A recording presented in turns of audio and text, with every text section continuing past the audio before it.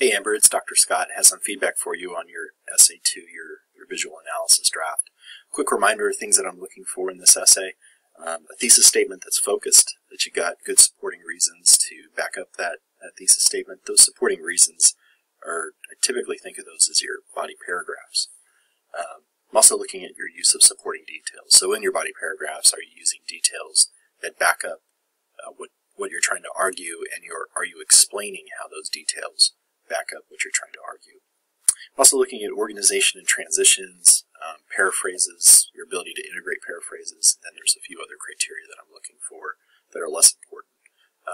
I'm only going to focus on the first two because I think right now where you're at is you're trying to get your head around what your argument actually is and how to kind of group ideas to write about. So I'm not going to get into the organization and stuff like that because I think that's for later in the process. So I recommend that you chat with me after you do a bit of revising.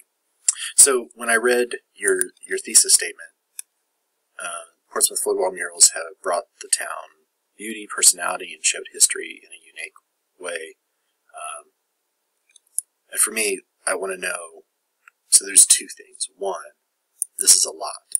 Beauty, personality, and showed history in a unique way.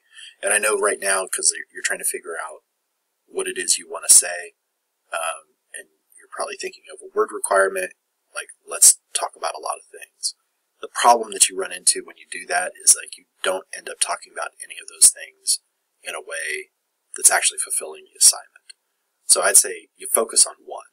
Like if you think beauty is the thing that you think that the murals are showing how beautiful Portsmouth is, fine, that's cool. You need to break down exactly how you define beauty. Might be color, might be action that's being depicted, it might be design.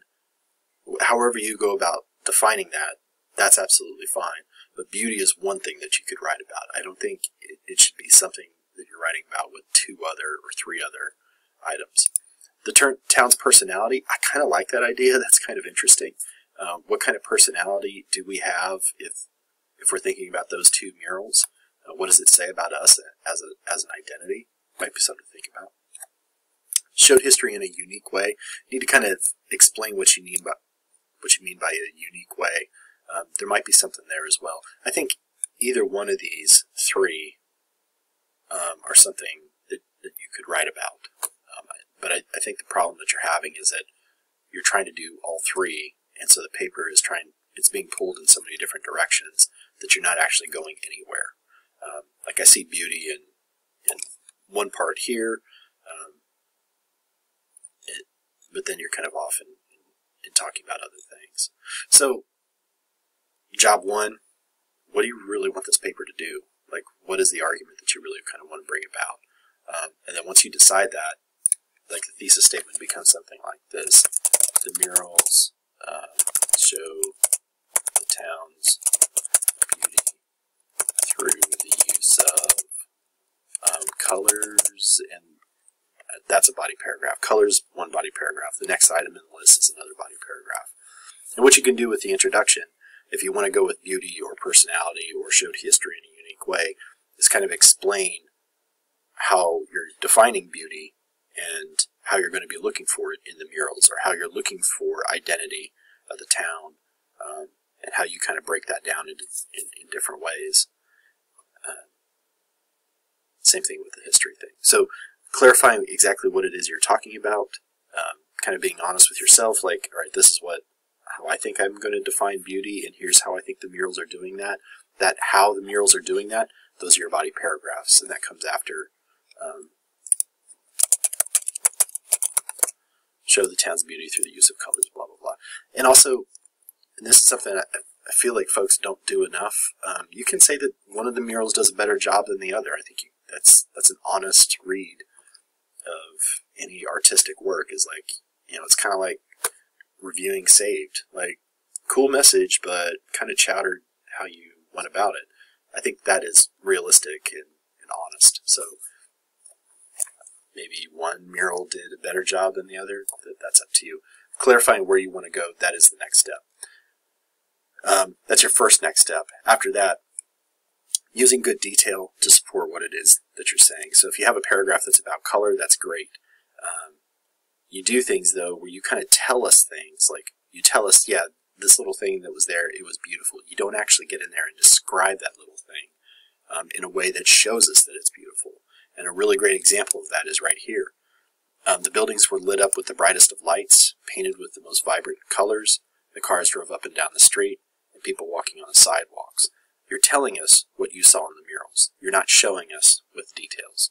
So if you think the lights are really kind of interesting, and I think that the color in that mural is kind of shocking, there's a lot of contrast there, describing that dark brownish red that really kind of that was bright at the same time that it was dark. Like it's weird, but getting in there and trying to describe that, and the contrast against the yellow lights coming down from the lampposts and the dark blue, or the blue, the darker blue sky that's above, and that kind of setting up that contrast.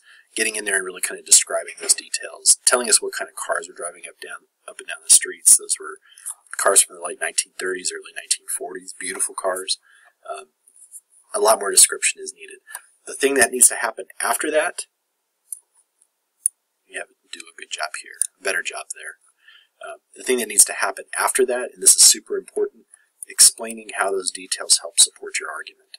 So it's one thing to describe something. It's another thing to go in and say, that description that I just told you, here's how it connects to the paper's overall thesis. So that's why kind of figuring out what you're doing here, even if it's a really shitty thesis statement that, that'll change over time, that's absolutely fine. But you kind of need to figure out where you're going with this essay so that you can make sure that your writing is all kind of leaning in that direction.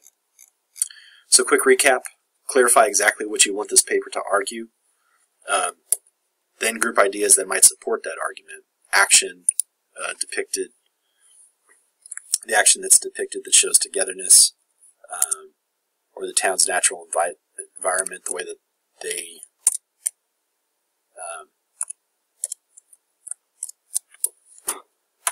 the town's natural environment is depicted to show beauty. Use details that help us see that thing that you're talking about, help us see that beauty or that identity or that sense of togetherness. And I mentioned togetherness because in this paragraph here, you write a fair bit about people being together, and I don't know if there's an argument in that, but that might be something. Maybe that's part of our identity. Then the last point, if you're using those details, you also need to explain those details, interpret them for us, and show us how they support your thesis statement. All right, Amber, that's it for now. If you got questions, let me know. I'm happy to chat with you over the next few days or early next week, and I'll talk to you soon.